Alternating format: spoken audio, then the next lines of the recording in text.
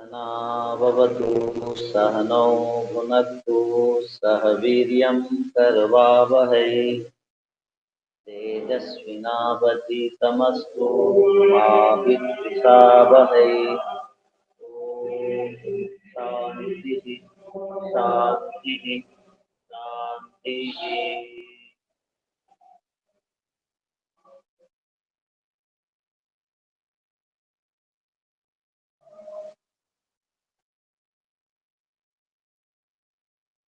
सांख्य दर्शन प्रथम अध्याय।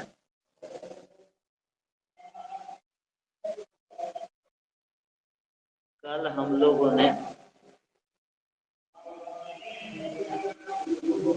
न वयम षट पदार्थादि वादिनो वैशेषिकादिवत्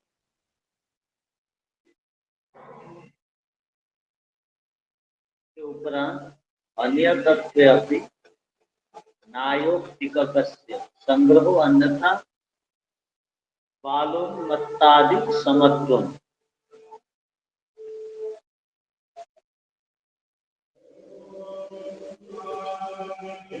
इस सूत्र की भूमिका तक पढ़े थे।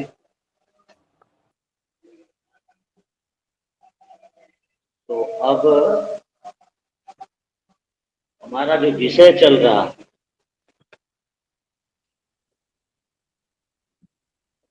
हमारा विषय है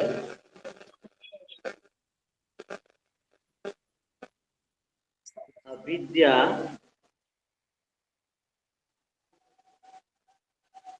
पूर्व पक्षी अविद्या को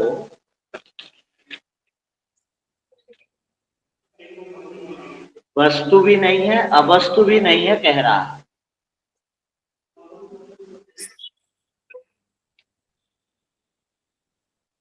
तो उसी प्रसंग में ये सारी बातें चल रही हैं।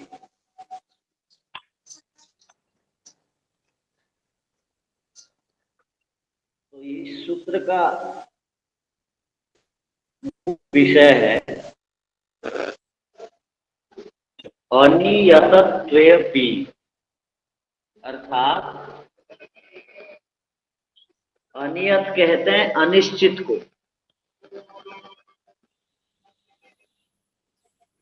अर्थात सिद्धांती कह रहा है पूर्व पक्षी को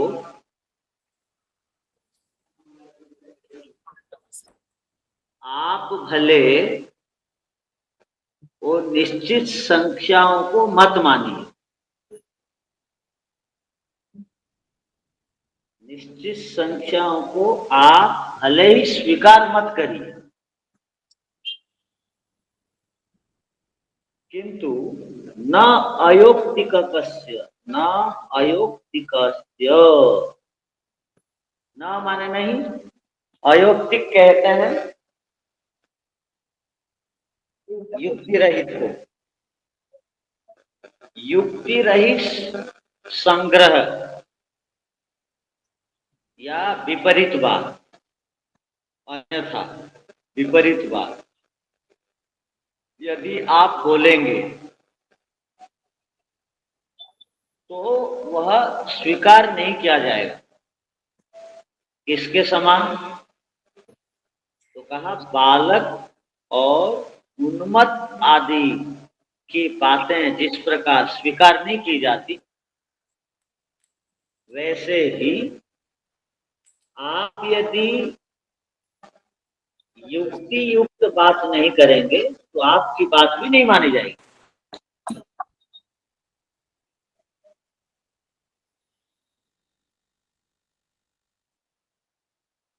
तो आप इस सूत्र को, अब 22 नंबर सूत्र वहां जो बताया गया था विजातीय द्वैत आपत्तिश्च,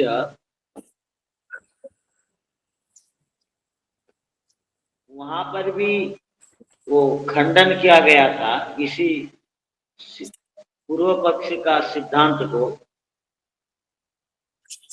और तो पूर्व पक्षी ने कहा था कि एक ही प्रकार अविद्या में वस्तु तत्व भी है, अवस्तु तत्व भी है। ये अलग प्रकार का ये अभावात्मक पदार्थ है, ऐसा इसको मान। तो उसी के खंडन में ये बात हो रही है।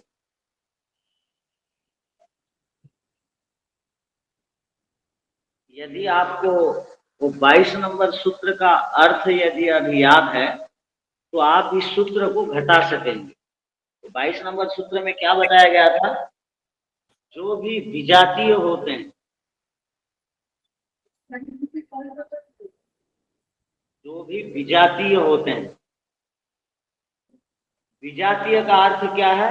समान जाति से जो विरुद्ध वाले।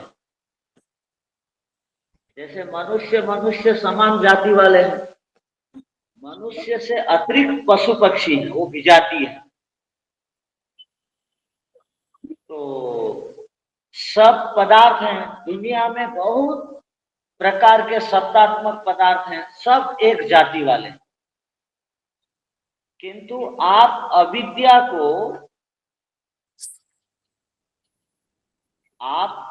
को सत्तात्मक भी नहीं मान रहे हो ना असत्तात्मक भी नहीं मान रहे हो। तो ये अलग प्रकार का पदार्थ है, सभी पदार्थों से हट के ये एक अलग प्रकार का पदार्थ। तो ऐसे पदार्थ तो होता नहीं है। यदि ऐसे पदार्थ को मानेंगे तो क्या समस्या होगी? द्वैत। दुनिया में एक प्रकार के पदार्थ सत्तात्मक होते हैं, एक प्रकार के पदार्थ असत्तात्मक होते हैं, ऐसी आपत्ति आएगी। तो जब ऐसा खंडन हो गया, खंडन होने के बाद पूर्व पक्षी एक नया चाल चल के बोल रहा है, चलो हम ऐसे प्रकार के पदार्थ को मानते हैं जिसकी सत्ता है भी नहीं है भी। हम ऐसे प्रकार के पदार्थ को मानते हैं। हम ऐसे प्रकार के पदार्थ इसलिए मानते हैं कि हम वैशेषिक दर्शन के सिद्धांत को न्याय दर्शन के और सांख्य दर्शन के सिद्धांत को मानने वाले नहीं। वहां इस प्रकार के पदार्थों का विधान नहीं है, किंतु हम इस नए प्रकार का पदार्थ को खोज करके बोल रहे हैं कि एक ऐसा भी पदार्थ है जो वस्तु तत्व भी है, अवस्तु भी है। उसी का खंडन में ये सूत्र है कि दुनिया में ऐसा कोई पदार्थ नहीं है जो वस्तु तत्व भी हो, अवस्तु भी हो। ऐसे पदार्थ नहीं है। ऐसे पदार्थ ना प्रत्यक्ष प्रमाण से सिद्ध होता है, ना ही आगम प्रमाण से सिद्ध होता है। यदि इस प्रकार के पदार्थों को स्वीकार करना चालू कर देंगे तो हमको छोटा सा बालक और पागल आदमी भी जो कहेंगे उनकी भी बात माननी पड़ेगी। इसलिए ऐसे पदार्थों को हम स्वीकार नहीं करते। ये पूर्वापर प्रसंग के साथ इस सूत्र को लेकर के समझना पड़ेगा, तब ये बात पूरी तरह समझ में आए। अब सूत्र का अर्थ लिख लीजिए।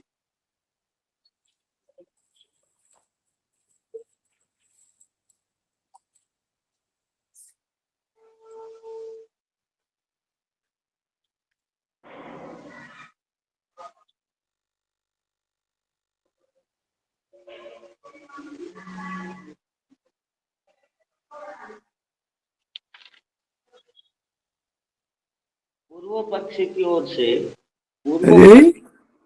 पूर्व पक्षी की ओर से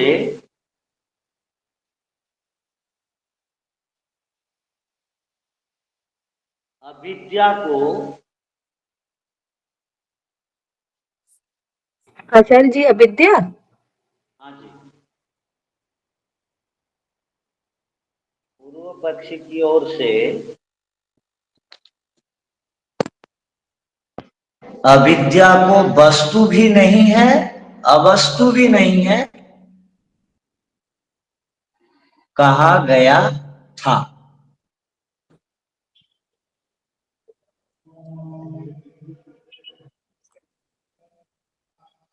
अविद्या को एक प्रकार से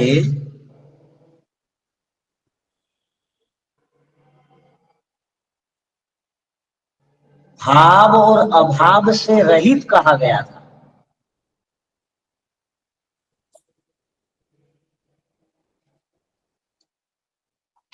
इसी प्रकार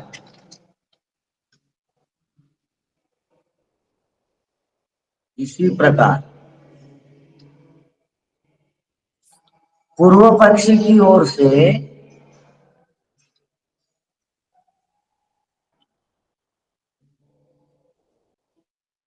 वैशेषिक आदि दर्शन में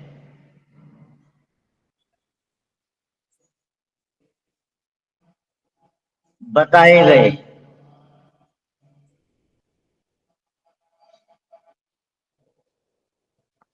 6, 16, 25 तत्वों को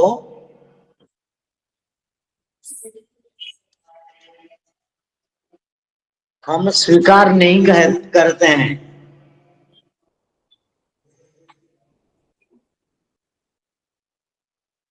तथा इन शास्त्रों में बताए गए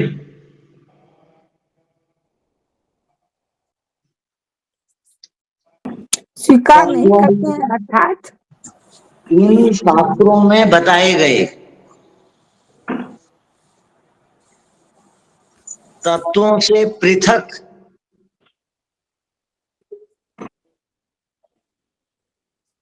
एक प्रकार का तत्व को हम मानते हैं, ऐसा बताया गया था।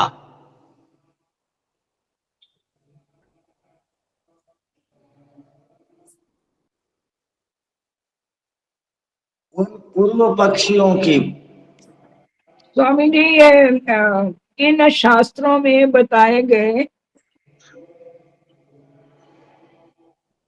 तत्वों से तत्वों से पृथक अतिरिक्त एक अलग प्रकार के तत्वों को मानते हैं, बताया गया। बताए गए तत्वों से अतिरिक्त एक अलग प्रकार के तत्व मानते हैं हम, ऐसा बताया गया था।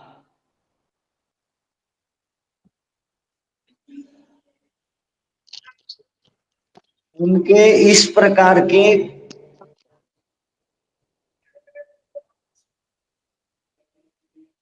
कथनों को खंडन करते हुए अब सिद्धांती बोलते हैं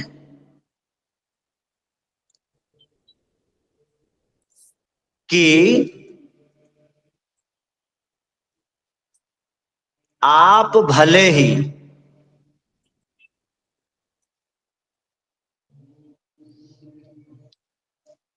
शास्त्रों में बताए गए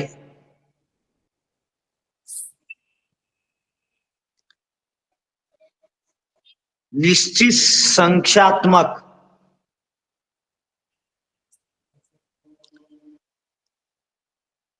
तत्वों को मत मानिए,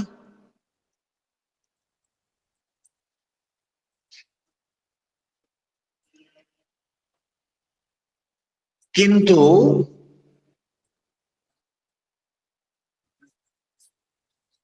युक्ति युक्त बात तो करिए।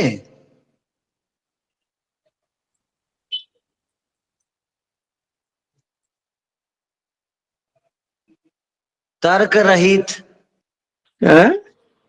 तर्क रहित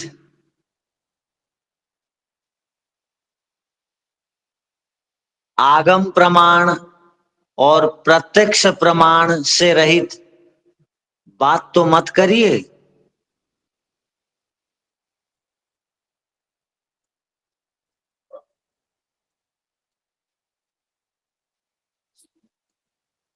यदि आप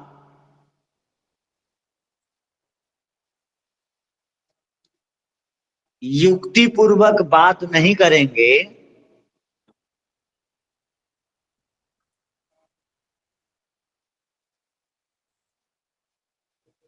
प्रत्यक्ष एवं आगम बराबर शब्द, आगम बराबर शब्द प्रमाण तब से रहित बात नहीं करेंगे तब आप यदि युक्ति युक्त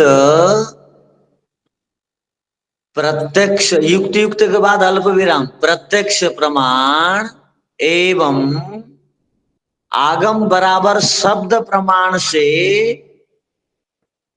विपरीत बात करेंगे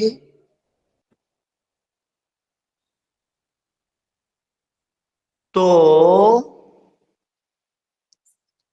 आपकी बात वैसी ही अप्रामाणिक मानी जाएगी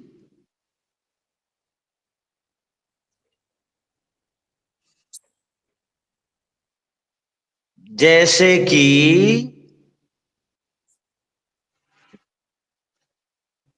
कोई अबोध बालक और पागल की बात अप्रामाणिक मानी जाती है।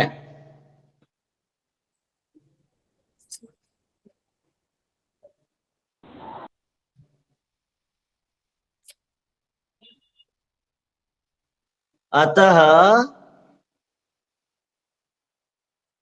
आप अविद्या को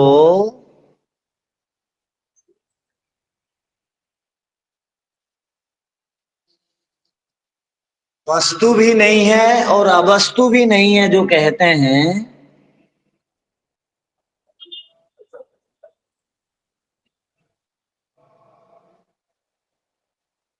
यह बात ठीक नहीं है। तथा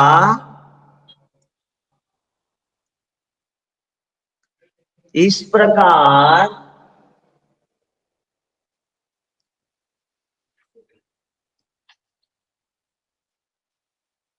अविद्या से जीवात्मा बंधन को प्राप्त नहीं हो सकती।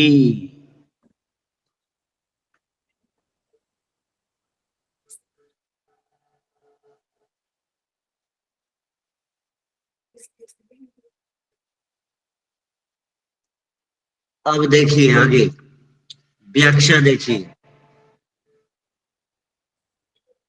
अनियतत्वे अपि, उसको आप खोल रहे हैं, पदार्थानाम, पदार्थों के, षट 16 षोडश, षट 6 षोडश 16 पंचविंशति 25 संख्या अंक नियता न स्यात्, वो निश्चित ना हो, तथापि फिर भी तेषाम उनके अनियतत्व स्वीकार्य अपि, उनकी निश्चित संख्या न मानने पर भी अयोक्ति कस्य संग्रह न युक्ति विहीनस्य तर्क रहितस्य, अर्थात युक्ति विहीन का, तथा भूतस्य इस रूप वाला, अर्थात वस्तु भी नहीं है अवस्तु भी नहीं है अविद्या, इस रूप वाला,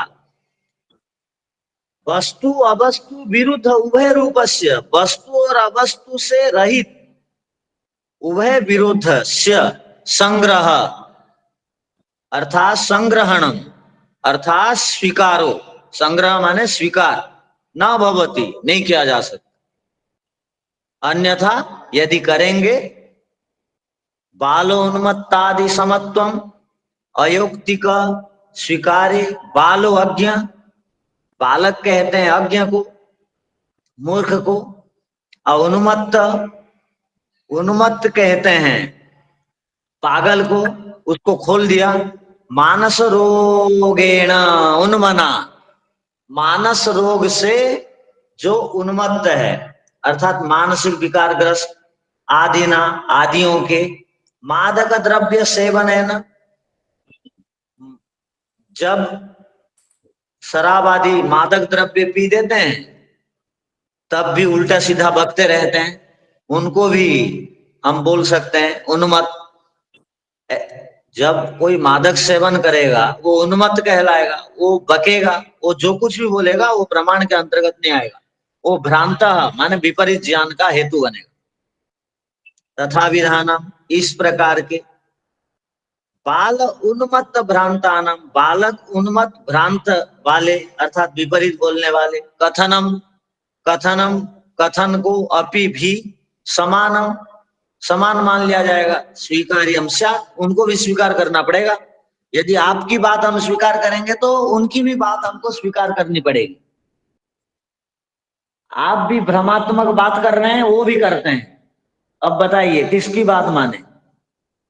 तस्मात्, इसलिए, न नहीं, तथा विध, उस प्रकार के, अविद्या पदार्थ, अविद्या कोई पदार्थ स्वीकार तुम योग्य, स्वीकार करने के योग्य नहीं है।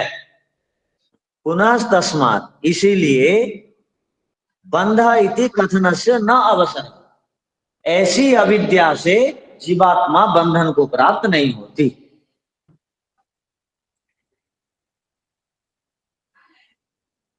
अब बताइए, ये सूत्र समझ में आ गया होगा? आ गया। ठीक। यदि कोई भी कुछ भी बोलता है तो उनकी बात नहीं मान लेनी चाहिए। अब प्रश्न है, किनकी बात माननी चाहिए? जो युक्ति युक्त बोलता है, जिसके बोलने से उसका सिद्धांत प्रत्यक्ष प्रमाण से सिद्ध होता हो, या ऋषिकृत ग्रंथों में वो बात लिखी हो, तब ऐसे लोगों की बात माननी चाहिए। यदि प्रत्यक्ष प्रमाण से भी सिद्ध ना हो, आगम प्रमाण से भी उनकी बात कट जाए और तर्क विरुद्ध बात हो, तो वो बात नहीं माननी चाहिए। यदि उनकी बात मानेंगे तो बालकों की बात भी माननी पड़ेगी, जो मूर्ख हैं, जो भी बोलते हैं, उनकी बात माननी पड़ेगी। और जो पागल उन्मत्त हैं, मादक द्रव्य सेवन करके उल्टा सीधा बोलते रहते हैं, उनकी बात माननी पड़ेगी। जैसे उनकी बात नहीं माननी चाहिए, ऐसे ही इनकी भी बात नहीं माननी चाहिए। ये सूत्र का अर्थ है। चलिए अगला सूत्र देखिए। अगला सूत्र बड़ा महत्व का है। जीवात्मनो बंध विषय, जीवात्मा का बंधन का विषय में अन्य और दूसरे प्रकार की कल्पनाओं को उत्थाप्य, उठा करके, परिह्रियते, उसको खंडन कर रहे हैं। परिह्रियते माने उसका निराकरण कर रहे हैं। भूमिका क्या बनी सूत्र की? कि जीवात्मा का यदि बंधन अविद्या से नहीं, कर्म से नहीं, और देश से नहीं, काल से नहीं, प्रकृति से नहीं, स्वयं जीवात्मा भी बंधन को प्राप्त नहीं होता प्रकृति से मिल करके, ये सब का तो आप खंडन कर दे रहे हैं। इसका अर्थ है जीवात्मा का बंधन का ये एक कारण हो सकता है। पूर्व पक्षी कह रहा है ये हो सकता है। अब जो मैं बोल रहा हूं तो वो कल्पना करके एक बात पूर्व पक्षी ने रखा, तो उसका उस सिद्धांत को भी सिद्धांती ने खंडन कर दिया, परिहार कर दिया। परिरियत माने निराकरण कर दिया, समाप्त कर दिया। खंडन करके बोला आपकी ये बात भी ठीक नहीं है। अर्थात जीवात्मा एक बार का बंधन। आचार्य जी, इसका एक बार फिर बोलिए एक बार। जीवात्मनों का अर्थ हो गया जीवात्मा के बंधन के विषय में अन्य माने और भी इस प्रकार की कल्पनाएं की जा सकती हैं। अच्छा अच्छा, ठीक है। तो जैसी कल्पना उठाई गई वैसे ही सिद्धांती ने उसको परिरियते खंडन कर दिया, निराकरण कर दिया, समाप्त कर दिया। परिहार कर दिया। वो क्या है? तो पूर्व पक्षी की ओर से बताया गया कि अनादिकाल से जो विषय चले आ रहे हैं, उन विषयों के साथ जीवात्मा जब संबंधित हो जाता है तब वो बंधन को प्राप्त हो जाता है। विषय को समझिए, अनादिकाल से जो विषय चले आ रहे हैं, विषय माने रूप रस शब्द स्पर्श गंध भोग, इन विषयों से जीवात्मा संबंधित होकर के बंधन को प्राप्त होता है। विषय अनादिकाल से चले आ रहे हैं, ध्यान रखिएगा। जब कोई बच्चा पैदा होता है, जब कोई बच्चा पैदा होता है तब वो तत्काल रोता है। रोते ही माँ क्या करती है? दूध पिलाती है। दूध पिलाने और खिलाने आदि की बात तो उसको जन्म से पहले पेट के अंदर जब था उसको तो कोई सिखाया नहीं था। वो पैदा होते ही पीने खाने की इच्छा किस प्रकार करता है? तो न्याय दर्शन में आया, पिछले जन्मों के खाने पीने के संस्कार होने के कारण इस जन्म में पैदा होते ही वो विषय के साथ जुड़ना चाहता है। ध्यान रखिए, उसको खिलाना पिलाना कोई सिखाते नहीं है, किंतु जैसे ही वो रोता है बच्चा, माँ थन के साथ मुंह लगा देती है, उसका रोना बंद, वो पीना चालू कर देता है। विचित्र बात है ये। तो ये जो अनादिकाल से ये विषय वासना जो चली आ रही, उससे संबंधित होकर के शायद जीवात्मा बंधन को प्राप्त हो जाता होगा, तो उसको भी खंडन कर दिया गया ना। विषयों के साथ जुड़ जाने मात्र से जीवात्मा बंधन को प्राप्त नहीं होता है। अब आप अब तक क्या सोच रहे थे? विषयों के साथ जुड़ने से बंधन को प्राप्त होते हैं, किंतु यहां खंडन कर दिया गया। अब आप क्या बोलेंगे? अब सूत्र को बोलेंगे तो बात स्पष्ट हो जाएगी। सूत्र पढ़ लेंगे तो सूत्र पढ़ते ही यहाँ बड़ी महत्वपूर्ण की बातें हैं। माने एक भी ऐसी बात यहाँ पर नहीं है जो काम की ना हो। प्रश्नोत्तर के माध्यम से बड़ी बड़ी बातें बताई गई। यदि कोई कहे कि जीवात्मा विषयों के साथ जुड़ करके बंधन को प्राप्त हो जाता है, तो यहाँ कहा विषयों के साथ जुड़ने मात्र से बंधन को जीवात्मा प्राप्त नहीं होता है। तो सूत्र देखिए, आप कैसे पढ़ेंगे सूत्र को? नानादि लिखा है, इसको अलग थोड़ा पढ़िए तब बात पूरी समझ में आए। क्या? न अनादि विषय उपराग निमित्तो अपि अस्य। नानादि लिखा है, उसको अलग कर दीजिए। न अनादि विषय उपराग, उसको समझिए। अब न माने नहीं, अनादि माने जिसका आदि नहीं है कि अंत नहीं है। तो विषय का आदि अंत नहीं है, इसलिए विषय को अनादि का। आप क्या सोच रहे हैं? विषय का आदि अंत है? नहीं है। अगर आदि अंत नहीं है तो विषय से तो हम कट नहीं सकते, बच नहीं सकते। जो मुक्ति को प्राप्त कर लेते हैं उनके लिए विषय समाप्त हो जाता है। तो विषय को अनादि क्यों कहा गया है? इसलिए कहा गया है कि वो सृष्टि जब तक है विषय बने रहते हैं, प्रलय होने से समाप्त होते हैं, फिर सृष्टि बनने से विषय आ जाते हैं।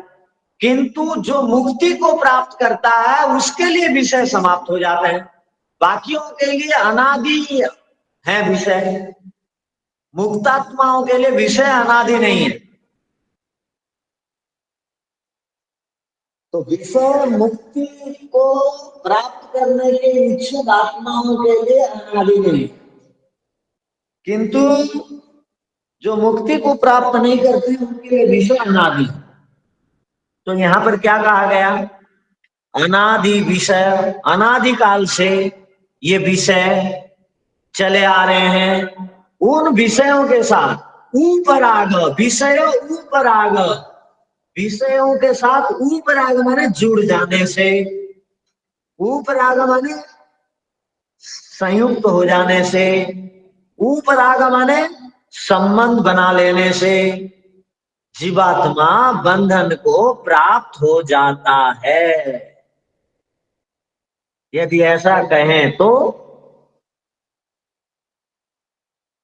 कहा गया ऐसा भी नहीं कहना चाहिए। क्यों नहीं कहना चाहिए? क्योंकि केवल विषयों के साथ जुड़ जाने मात्र से कोई भी बंधन को नहीं प्राप्त करता। ध्यान रखिए क्या बोल रहे हैं। विषयों के साथ जुड़ जाने मात्र से कोई भी बंधन को प्राप्त नहीं करता। आप भी विषयों के साथ जुड़ जाने मात्र से बंधन को प्राप्त नहीं होंगे। यदि विषयों में सुख ढूंढेंगे तो बंधन को प्राप्त होंगे। ध्यान रखिए क्या कहा? विषयों में सुख ढूंढेंगे तो इसी से मेरा जीवन लक्ष्य पूरा हो जाएगा, ऐसा मानने वाले बंधन को प्राप्त होते हैं। ना तो ईश्वर भी तो विषयों के साथ जुड़े हुए हैं। आप बताइए ईश्वर विषयों के साथ जुड़े हुए हैं कि नहीं? जुड़े हुए हैं।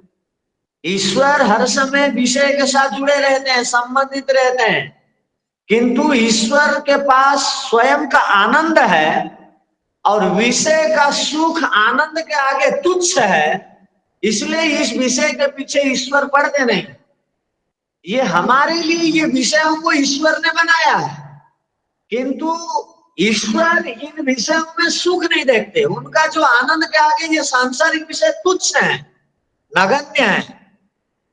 और एक बात, जो जीवन मुक्त है वो भी विषयों का सेवन करते हैं। योगी लोग भी खाते पीते सोते हैं, अच्छी गाड़ी में चलते हैं, बड़े बड़े भवनों में रहते हैं, किंतु वे गाड़ियों को, अच्छे पदार्थों में सुख नहीं लेते। वो इसको साधन मानते हैं, उसमें चिपकते नहीं है, उसमें सुख नहीं देखते हैं। उन साधनों का सेवन करते हुए स्वास्थ्य को ठीक रख करके ईश्वर को प्राप्त करते हैं। तो अर्थ क्या निकला?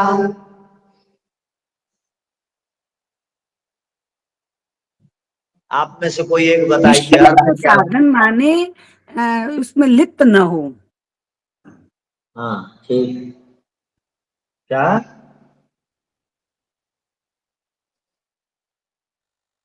सभी जो चलिए विषय है इनको हम साधन माने, उसमें लिप्त न हो, और तब हम हमें वो पकड़े, बंधन का कारण नहीं बनेंगे। ठीक, बढ़िया। अब सूत्र का अर्थ लिख लीजिए। अच्छा, वो सुजाता बहन क्या बोल रही है? क्या बोलिए। सादर प्रणाम आचार्य जी। मुझे ये नहीं समझ में आ रहा कि ईश्वर और विषय, क्योंकि ईश्वर तो है सर्वज्ञ, लेकिन पंच ज्ञानेन्द्रिय, पंच कर्मेंद्रिय, मन वगैरह नहीं रहने, तो फिर ईश्वर और विषय का संबंध थोड़ा मुझे समझ नहीं आ रहा है। बताएंगे क्या प्लीज? अच्छा, ये मुझे बताओ, सब पदार्थों में ईश्वर है या नहीं? जी है, सभी तरफ है गुरु जी। है। कल संध्या उपासना के काल में बताए थे, प्रकृति के द्वारा निर्मित सभी पदार्थ में तथा प्रकृति में ईश्वर ठूस ठूस करके भरे हुए हैं। और ये सब पदार्थों का ज्ञान ईश्वर रखते हैं, विषयों का ज्ञान। ईश्वर के ज्ञान के बिना कोई भी दुनिया में पदार्थ नहीं। तो ईश्वर यदि पदार्थों का ज्ञान रखते हैं तो ईश्वर उन पदार्थों से जुड़ेंगे तब तो ज्ञान रखते हैं। ईश्वर पदार्थों के अंदर विद्यमान है, उन पदार्थों के विषय में जानते हैं, किंतु जानते हुए भी ईश्वर का अपना जो आनंद है, उस आनंद के आगे ये विषयों का सुख कुछ भी नहीं है। तो ये भी विषय ईश्वर को पता है, इसलिए ईश्वर अपने आनंद में मस्त रहते हैं। ये विषय के सुख में क्यों चिपकेंगे, इनसे क्यों प्रभावित होंगे, ये विषय सुख उनको क्या भी जरूरत है, जानते हुए भी, उसके साथ संबंधित होते हुए भी वे इन विषय के सुखों से युक्त नहीं। वैसे ही जीवन मुक्त जो है शरीरधारी, वो ईश्वर का साक्षात्कार कर चुका है, तो वो ईश्वर का आनंद को भोग कर चुका है। उसको भी पता है ये सांसारिक भौतिक विषय मुझे पूर्ण आनंद और तृप्ति नहीं दे सकते। तो इसलिए वो जब बड़ा सुख को प्राप्त कर चुका है, ईश्वर का आनंद को, तो ये छोटे मोटे विषय वासना के सुख में वो पड़े नहीं रहता। किंतु जीवन जीने के लिए खाता पीता है, ना तो मर जाएगा। तो खाते पीते हुए भी बिल्कुल उनसे चिपकता नहीं है, उनमें सुख नहीं देखता है, केवल उसको साधन समझ करके अपने से अलग देखता है, इसलिए उसको जीवन मुक्त कहा जाता है। इसलिए उसको योगी कहा जाता है, असंप्रज्ञात समाधि को प्राप्ति होगी। ठीक है, बात समझ में आ गई होगी। ओम आचार्य जी, वो जो ब्रह्म कुमारी वालों से एक बार डिस्कशन हो रहा था, तो वो बोल रहे थे कि फिर ईश्वर को आप तुम गंदगी में भी समझते हो क्या, सर्वव्यापक समझते हैं तो हाँ, तो मैंने है कहा तो हाँ, गंदगी। लेकिन उनको पंच ज्ञानेंद्रिय पंच कर्मेंद्रिय मन वगैरह नहीं रहता, तो सब चीजें उनके लिए तो एक जैसी ही होती है। तो इसका स्पष्टीकरण थोड़ा सा मुझे वो, कि वो ऐसे कहते हैं कि आप सर्वव्यापक रहते हैं, तो फिर गंदगी में भी आप मानते हैं क्या? ठीक है, हाँ, अब इसको समझिए। जिस प्रकार योगी आदमी संसार में रहते हुए संसार के विषय वासनाओं से बिल्कुल पृथक रहता है, वो शरीरधारी होते हुए भी संसार के उथल पुथल में और संसार में राग द्वेष इतनी वृद्धि को प्राप्त है, राग द्वेष, तथापि उससे वो प्रभावित नहीं होता। जैसे डॉक्टर लोग, आप भी स्वयं डॉक्टर हैं, कोरोना के समय डॉक्टर लोग कोरोना रोगियों के बीच रहते थे, किंतु कोरोना से बिल्कुल अलग थे। अब भी आप डॉक्टर हैं, रोगियों के बीच रहते हैं, रोगियों से बिल्कुल अलग रहते हैं, उनसे प्रभावित नहीं होते हैं। जैसे कमल का फूल कीचड़ में रहता है, बिल्कुल उससे अलग रहता है कीचड़ से। जैसे नाव पानी में रहता है, डूबता नहीं है, बिल्कुल उससे अलग रहता है। जब ये स्थूल पदार्थ अपनी प्रतिभा या अपने सामर्थ्य का सदुपयोग करके इनसे प्रभावित नहीं होते हैं, जीवन मुक्त संसार के भोगों में जुड़ते नहीं है, कोई गाली दे रहा है, कोई सम्मान दे रहा है, प्रभावित नहीं होते हैं। महर्षि दयानंद जी को देख लीजिए, बड़ी बड़ी विपत्ति आई तो भी प्रभावित नहीं हुए, योगी थे। तो ईश्वर तो सर्वज्ञ है, वो कैसे प्रभावित होंगे? ये योगियों के भी योगी हैं, वो सब में रहते हुए भी सबसे बिल्कुल अलग हैं, प्रभावित नहीं होते हैं। वो शरीरधारी नहीं है, एक वो भी कारण है। एक सर्वज्ञ जो हो जाता है, सब कुछ समझ जो जाता है, वो प्रभावित नहीं होता। ये बुद्धि के ऊपर, ज्ञान के ऊपर निर्भर है। तो इसको ऐसा ही समझना चाहिए, समझाना चाहिए। ठीक है, जी धन्यवाद आचार्य। अब लिखिए।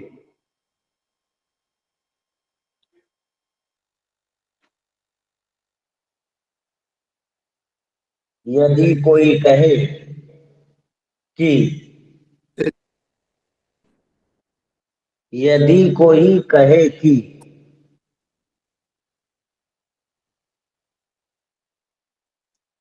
अनादिकाल से विद्यमान, अनादिकाल से विद्यमान विषयों के साथ, अरे विषयों के साथ जीवात्मा जुड़कर, विषयों के साथ जीवात्मा जुड़कर नहीं आई समझ में। जीवात्मा संबंधित होकर के, जुड़ करके,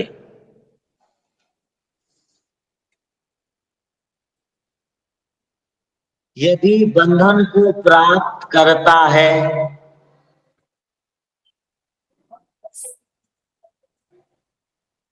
ऐसा कहें तो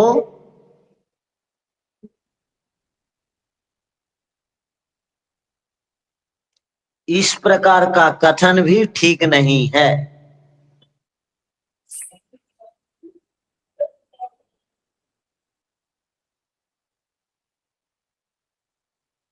क्योंकि क्योंकि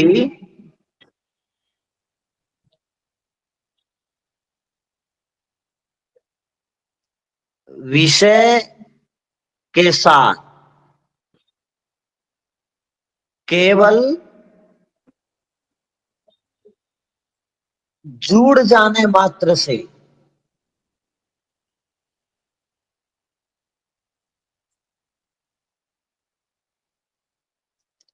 अर्थात संबंध बना देने मात्र से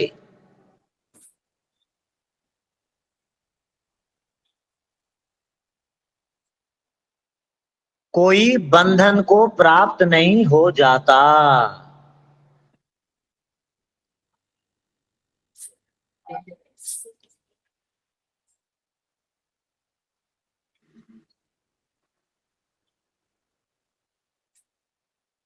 यदि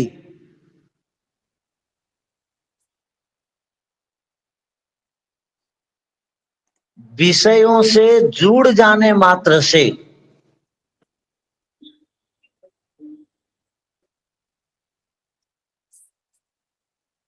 बंधन को प्राप्त हो जाते हैं,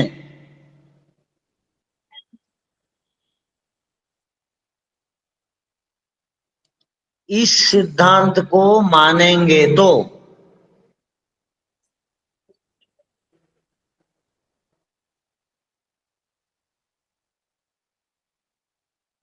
जीवन मुक्त योगी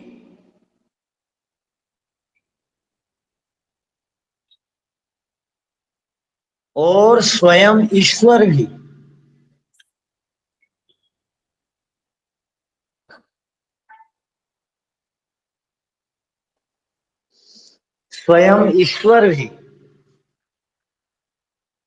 विषयों से जुड़ते हैं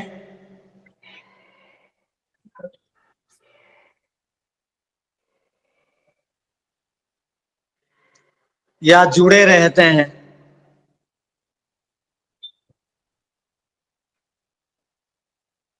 उनको भी बंधन होना चाहिए,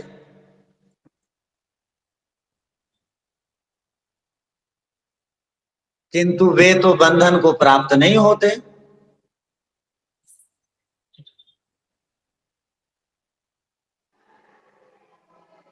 अतः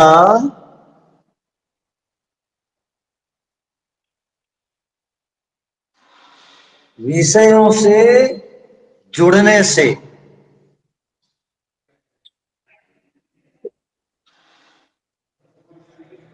जीवात्मा अरे विषयों से जुड़ जाने मात्र से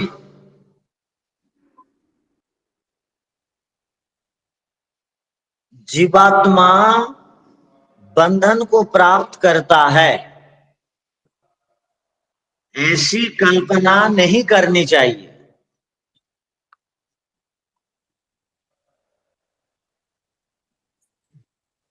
हाँ,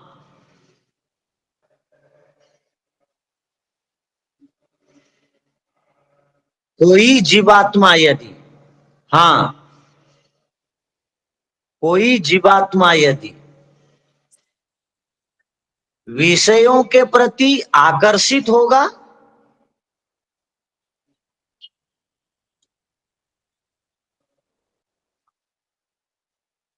विषयों में सुख देखेगा,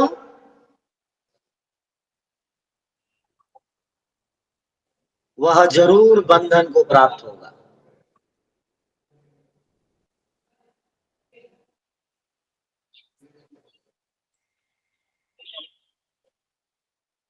केवल विषयों से जुड़ जाने मात्र से बंधन को प्राप्त नहीं हो सकता।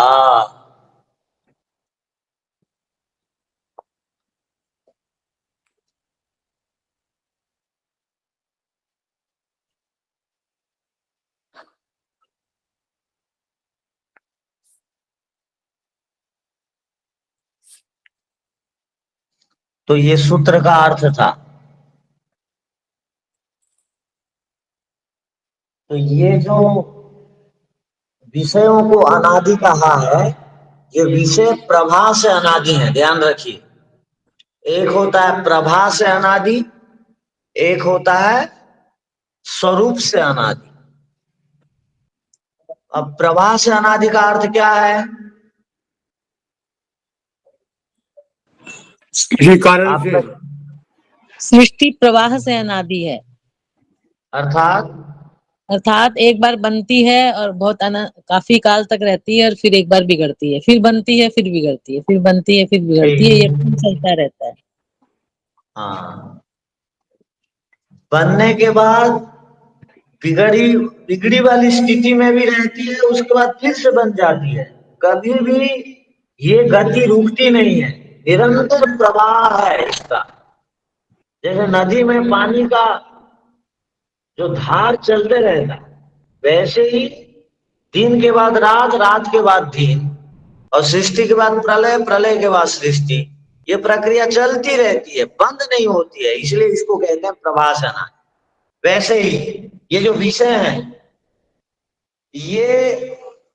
ये जब तक मुक्ति नहीं मिलती है तब तक ये विषय चलते रहते हैं। मुक्ति मिलते ही ये विषय का प्रभाव बंद हो जाता है। फिर मुक्ति भोग लेने के बाद विषय पुनः दोबारा आ जाते हैं।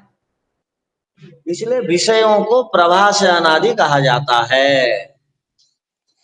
गुरुजी, प्रलय की अवधि भी इतनी ही है जितनी हाँ सृष्टि जी, की है। 4 अरब 32 करोड़ वर्ष प्रलय की अवधि है। ठीक है गुरुजी। तो आज का सूत्र समझ में आ गया होगा। हाँ जी जी बहुत बढ़िया। तो देखिए सूक्ष्म बातें किस प्रकार लिखी हुई हैं यहाँ पर। सूक्ष्म बातें क्या? केवल विषयों से जुड़ जाने मात्र से कोई बंधन को प्राप्त नहीं हो जाता। विषयों में सुख देखने से, विषयों के प्रति आकर्षित होने से, विषयों को देखते ही अपना आपा खो देने से हम बंधन को प्राप्त होते हैं। तो ईश्वर परीक्षा कर रहे हैं हम लोगों की। विषय, जैसे कोई शिकारी दाना डाल देता है और परीक्षा करता है कौन फंसेगा पक्षी। जो आकर्षित हो जाते हैं वो बेचारे जान से रहित हैं, फंस जाते हैं। हम भी, हमारे लिए दाना बिछा रखे हैं ईश्वर। अगर उसमें फंसेंगे जाल में तो बहुत दुख उठाना पड़ेगा, और उठा रहे हैं। और दर्शन पढ़ने वाले दुखी नहीं होंगे, किंतु दर्शन ठीक से पढ़ना पड़ेगा। ठीक है, बाकी विषय कल। ओम शांति शांति शांति। सबको सादर नमस्ते।